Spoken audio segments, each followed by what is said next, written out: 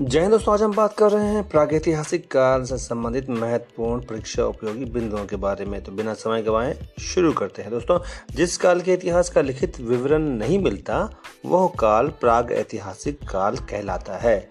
जैसे कि पाषाण काल, जिस काल के लिखित विवरण तो मिलते हैं लेकिन उसका अर्थ स्पष्ट नहीं हो सका है, वह काल आद ऐतिहासिक काल कहलाता है। जैसे सिंधु सभ्यता और वैदिक सभ्यता। जिस काल से लिखित साक्ष्य का स्पष्ट विवरण प्राप्त होता है वह काल ऐतिहासिक काल कहलाता है। जैसे महाजनपदों के बाद का काल 6ठी सदी ईस्वी पूर्व से।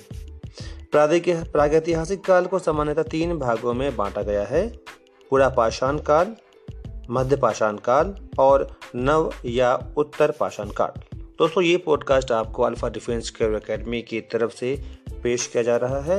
आप सुन रहे हैं जीके जौहर और मैं हूं आपका दोस्त मोहम्मद जौहर। आगे बढ़ते हैं, पुरापाषाण काल के बारे में जानते हैं, जो कि 5 लाख ईस्वी पूर्व से लेकर 10,000 ईस्वी पूर्व के मध्य का काल है। सर्वप्रथम पाषाणकालीन सभ्यता या के संस्कृति का अन्वेषण रॉबर्ट ब्रूस फुट महोदय ने 1863 ईस्वी में किया। पुरापाषाण काल को 3 भागों में बांटा जाता है: निम्न पुरापाषाण काल, मध्य पुरापाषाण काल और उच्च पुरापाषाण काल। निम्न पुरापाषाण काल के स्थल वर्तमान पाकिस्तान की सोहन घाटी एवं महाराष्ट्र में पाए गए हैं। इस काल के लक्षण थे कुल्हाड़ी, हस्त कुठार जिसे हैंड एक्स कहते हैं, विदारिणी जिसे क्लीवर कहते हैं और खंडक यानी कि गंडासा। लोहंदा नाला जो कि बेलन घाटी उत्तर प्रदेश से पशु की हड्डी से बनी मूर्ति प्राप्त हुई। हथनौरा मध्य प्रदेश से हाथी का सबसे पुराना जीवाश्म मिला। ये सभी पुरापाषाण काल के बारे में बात हो रही है। मध्य पाषाण युग के औजार जो है वो मुख्यतः शल्क यानी कि फ्लेक से बने थे, अतः इस संस्कृति को फलक संस्कृति की संज्ञा दी गई है। खुरचनी, फलक, वेधनी, वेधक और तक्षणी इस संस्कृति के प्रधान उपकरण थे। पुरापाषाण काल में आग का आविष्कार हुआ, जबकि नवपाषाण काल में पहिए का आविष्कार हुआ। इस काल के पुरापाषाण काल के मानवों की गुफाएं भीमबेटका से मिली हैं।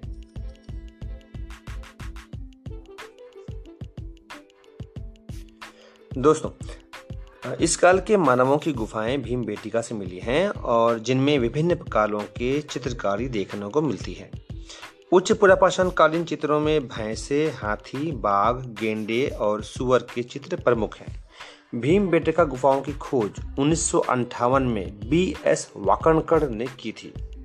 अब हम बात करेंगे मध्य पाषाण काल के बारे में, जो कि 10,000 ईस्वी पूर्व से 4,000 ईस्वी पूर्व के बीच का काल है।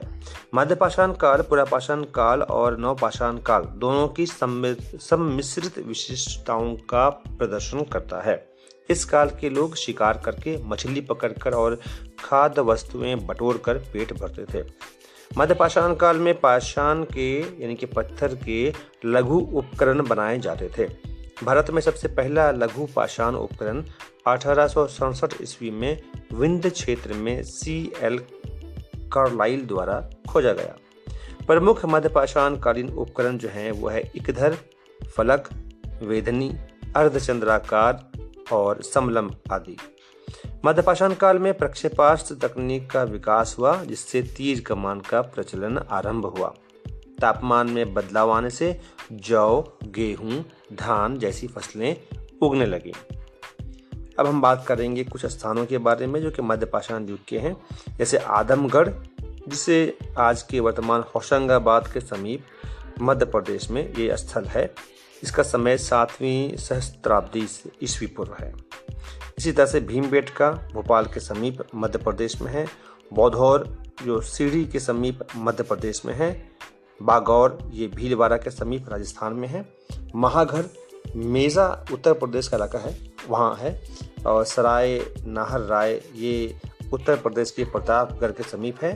और पायसरा ये बिहार में मुंगेर में है। नवपाषाण काल, अब हम बात करेंगे नवपाषाण काल के बारे में, जो 4000 ईस्वी पूर्व से 2500 ईस्वी पूर्व के बीच का काल है। नवपाषाण काल की शुरुआत 4000 ईस्वी पूर्व से होती है।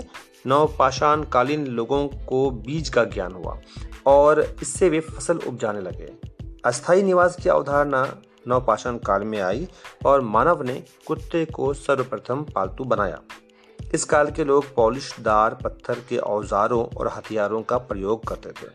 नवपाषाण काल की प्रमुख विशेषताएं थीं कृषि का आरंभ, गर्त आवास जिसे बुर्ज होम कहते हैं, मानव शव के साथ पशु कुत्ता का दफनाना, बड़ी मात्रा में अस्थि के औजार, पोत निर्माण, ऊन के साक्ष्य, अस्थायी जीवन एवं समाज का निर्माण। आगे हम बात करेंगे आदि ऐतिहासिक काल के बारे में। आदि ऐतिहासिक काल को 2 भागों में बांटा जाता है। नंबर 1 ताम्रपाषाण काल, जिसका जो पीरियड है वो 3500 ईस्वी पूर्व से 1200 ईस्वी पूर्व का है, और दूसरा है लौह काल, जो 1000 ईस्वी पूर्व से 600 ईस्वी पूर्व के बीच का है। ताम्रपाषाण काल मुख्यतः ग्रामीण संस्कृति थी। इसे कृषक संस्कृति और पशुचारिक संस्कृति एवं क्षेत्रीय संस्कृति भी कहा जाता है। ताम्रपाषाण कालीन लोग तांबे और पाषाण यानी कि पत्थर का साथ साथ प्रयोग करते थे। ये भारत में कई संस्कृतियों का आधार बना। दक्षिणी पूर्वी राजस्थान की संस्कृति को आहार संस्कृति या आहार कहा जाता है। आहार का प्राचीन नाम ताम्बवर्ती था। नवदा टोली और एरन और नागदा मालवा संस्कृति के मुख्य स्थल हैं। नवदा टोली, एरन और नागदा ये मालवा संस्कृति के मुख्य स्थल हैं। नवदा टोली का उत्खनन कार्य प्रोफेसर H.D. सांकलिए ने करवाया। तांबा धातु का सर्वप्रथम प्रयोग हुआ और प्रथम औजार कुल्हाड़ी बनाई गई। इसके साक्ष्य स्थल हैं अतिरंपकम। लौह काल का निर्धारण सामान्यतः 1000 ईस्वी पूर्व से 600 ईस्वी पूर्व के बीच किया जाता है। उत्तर भारत में लौह काल के साथ साथ चित्रित धूसर मृद भांड ये संस्कृति जो है कायम हुई। दक्षिण भारत में लौह काल महापाषाण संस्कृति के समकालीन था। अगले एपिसोड में हम बात करेंगे हड़प्पा संस्कृति के बारे में।